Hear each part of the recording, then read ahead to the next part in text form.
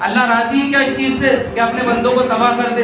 اللہ تو 70 ماہوں سے زیادہ اپنے بندوں سے محبت کرتا ہے، کیا وہ اپنے بندوں کو مصیبت میں دیکھنا چاہے گا؟ پھر کیسے ہم کہہ رہے ہیں کہ اللہ کی مرضی یہی تھی؟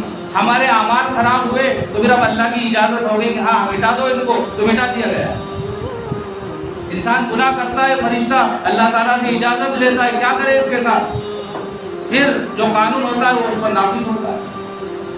تو اللہ کی مرضی یہ نہیں ہے جو ہم سمجھ رہے ہیں کہ ہم گناہ کریں اور جو عذاب آئے تو اللہ کی مرضی۔ بھئی اللہ کی مرضی اس میں نہیں ہے، اللہ کی مرضی یہ نہیں ہے ہمارے اعمال خراب ہوئے اور فرشتوں نے اجازت لی، حکم ہو گیا کہ ہاں ٹھیک ہے قانون نافذ ہو، تو اللہ کی اجازت سے جو ہے عذاب آ رہا ہے، اللہ کی اجازت سے حالات آ رہے ہیں، اللہ کی اجازت سے جو ہے قہر مسلط ہو رہا ہے، اللہ کی مرضی سے نہیں ہو رہا ہے۔